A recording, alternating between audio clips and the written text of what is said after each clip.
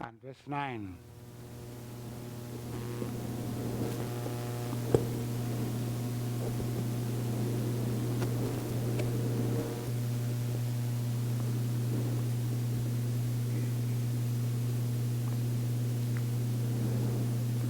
And when he had spoken these things, while they beheld, he was taken up, and a cloud received him out of the sight. That's verse 9. And while they looked steadfastly towards heaven, as he went up, behold, two men stood by them in white apparel. Two men stood by them in white apparel, and as we'll take 11, which also said, Ye men of Galilee, why stand ye gazing up into heaven? The same Jesus which is taken up from you into heaven shall come in like manner as ye have seen him go up into heaven. Now that is 9, 10, and 11.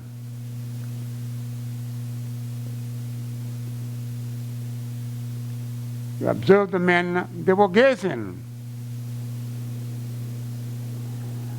looking up into heaven. And the two men stood by them, told them these things. Why they keep on gazing into heaven. I do not know what if we have a comment this morning, or if we have anything to say concerning what had just happened to the apostles.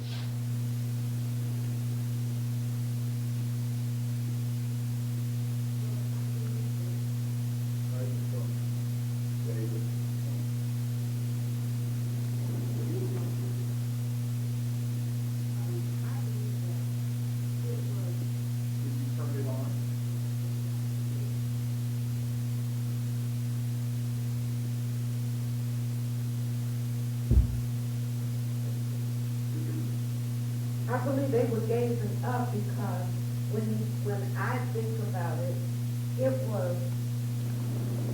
was something that was that they're still staring because no one has ever done that before. So they are staring like did this really happen? And I'm wondering if they were thinking about he really did what he said he was going to do. He rose from the dead. And that was a lot for them to take in. That Jesus, the one that declared that he was going to rise from the dead, he really did it. And while he's standing there, that a cloud received him. And to me, that would be, that's an awesome thing. That is, you're seeing it with your eyes. Okay, that makes sense. Okay. Yeah, they see him going up into heaven. And as you say, it was somewhat hysteric because no one had seen him before. That was a new thing. And not only that, but he did what he said that he would do. He said that he would not be with them for a very long time. He would leave. And he said that he must go. That's one thing we should really remember that he said. He said, I will go, that I would send another comforter. And he really did it. But again, we said, it was the first time. It was a new thing. It was like a movie. Not only that, but they were troubled. when they see that was happening because their Lord was living. So then that was very good, Sister Rose, in those things that you have just said. But somebody else may have something else to say concerning Jesus and his disciples. I just think that they were troubled. They were not troubled.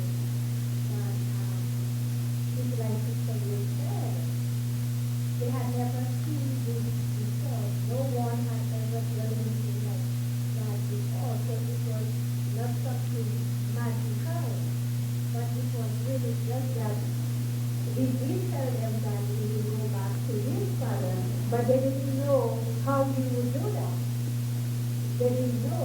For us, we know we will be with our Father when we have departed this life, or if we remain until Jesus comes. We know that. But with them, they were not sure how he's going to return to his Father.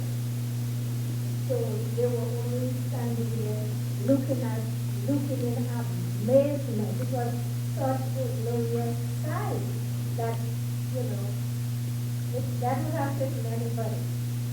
Okay. Now, it can be a challenge, Sister Graham, when you say that he was not troubled. They were not troubled. Why would you say that they were not troubled? Because God had already told them, I am going. He gave them the assurance that they will not be alone, because he knew what the Jews were all about and how they would behave. While he was with them, it was difficult for the Jews to do what they normally do. To people who were dealing with what they did. He was their comforter while he was with them. So that's why he said, my task on earth is done. But I'm not going to leave you alone. I am going to send a comforter. But in order for him to come, I must go. So they had the assurance. It's just that they were they could not understand this side.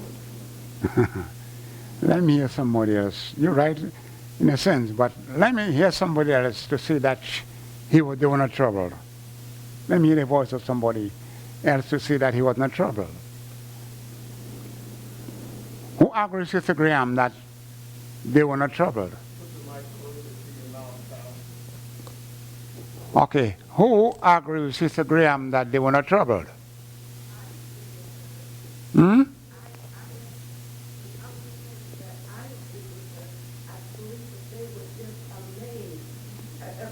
When I think about this, a person standing, and then a cloud takes them up, and he's gone.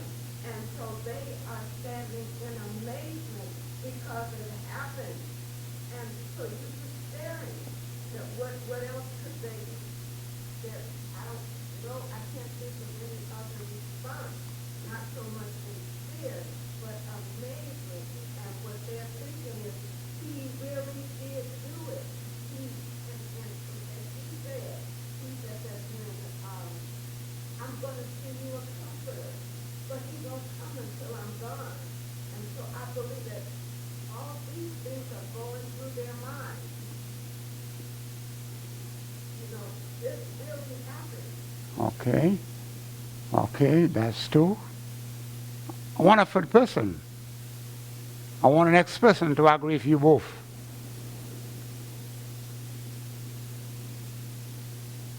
Mr. Robinson.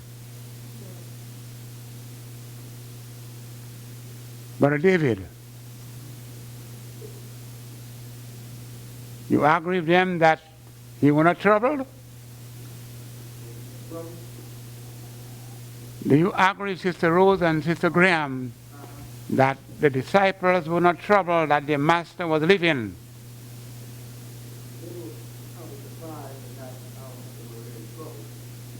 They were amazed. Now the other word for amazed, what it is? They were happy. Amazed means to be happy. Right? if I define amaze in the right term. What is the other word for amaze? Hmm? Surprise. They were astonished. Now, would you say astonished means taken back? Huh? They were taken back. They were amazed. They were surprised. All that have to do with amaze. They were glad. All that have to do with amaze.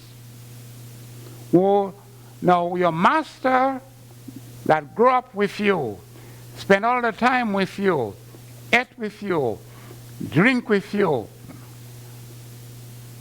put fire or fish and bread on the fireplace while you were on sea, would you be amazed that he was living? Though he told you he was about to leave or he would leave or else the comforter would not come, as human being, would you be happy? No. We have to look at it on a human point of view. Well, we are talking about a human point of view. In those terms, the way I speak, remember, a human is somewhat selfish, right? And want all for themselves, right? Do not want, even though they know that he was going, that it would be good for them after he left. Because as he said, if he did not leave, the comforter will not come. But when he leaves, he will send another one. Now, let's look at ourselves as children that our parents live in. And though they told us everything that they would have to leave one day, would we be glad that they are living? Huh? Okay. So that would not be amaze, or that would not be astonishment.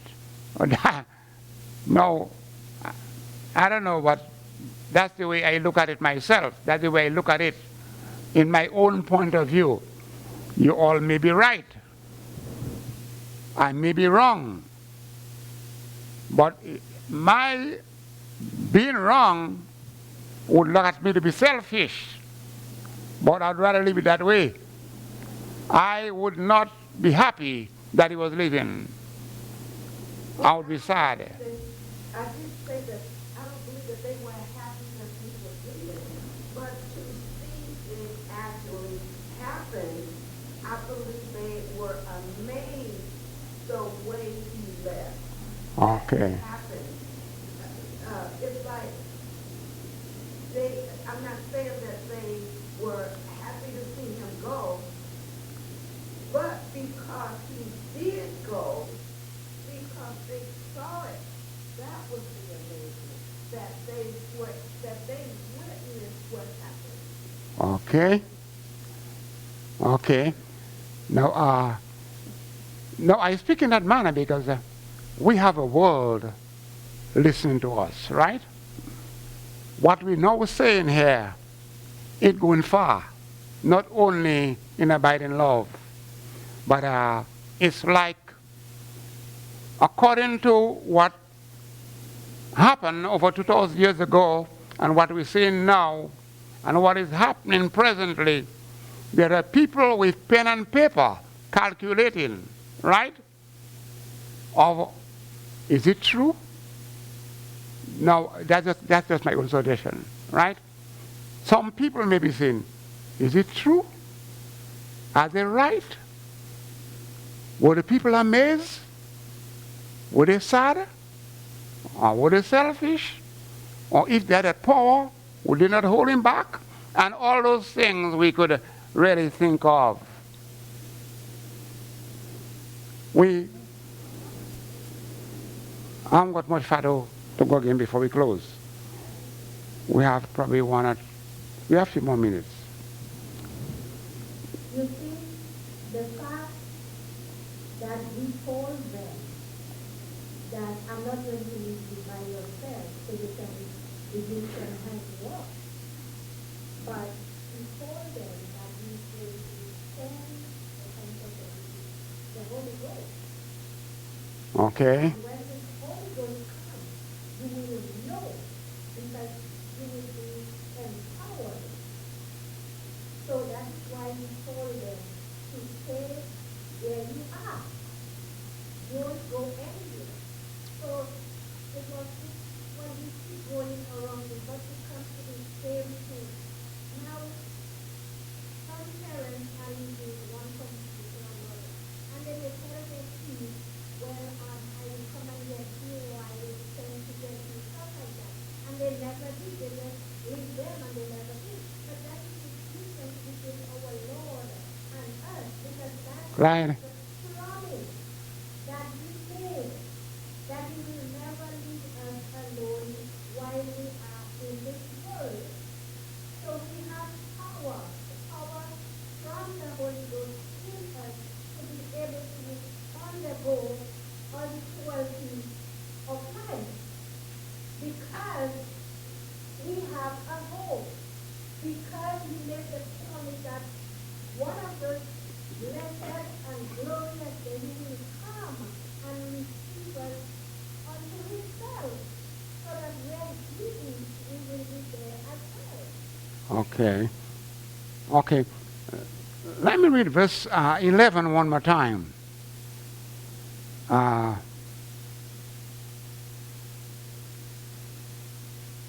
Now, we meditate on verse 10. According to with that conversation we have there, it looked like verse 10 happening, right? So we was more or less focusing on verse 10 according to what I said. And while they looked steadfast was heaven, as he went up, behold, two men stood by in white apparel, which said, in verse 11, which said, ye men of Galilee, why is ye gazing up into heaven? This same Jesus, which is taken up from you into heaven, shall so come in like manner as you have seen him go into heaven. So it was a curiosity that was taking place. They were looking, as you said, amazed. Yeah, they amazed at the sin. They amazed at the sin. But I would think it was like a mix something that was taking place. It was like a mix thing. Though they were amazed, but yet they were troubled. As I look at it. It's like having a family, a husband, a wife, a mom or a dad that is suffering for a long time. Listen to me well. Suffering for a long time. But the time comes when they have to leave. God take them. Right?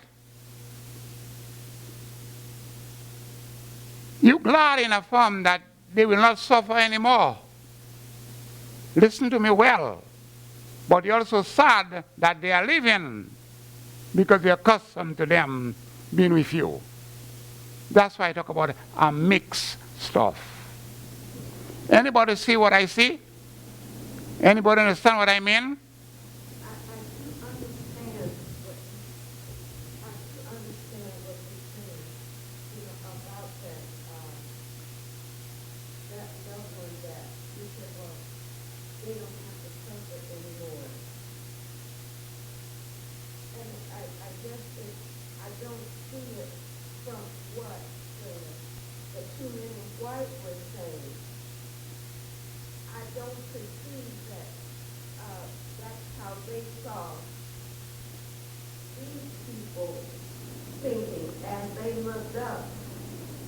again, I feel like when they were looking up, they were looking up in amazement that this happened.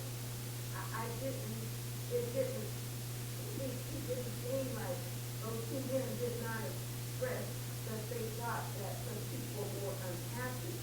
They are looking up. So imagine, from a human standpoint, this was to happen, and you were to see someone going up. He didn't express that they felt any hurt.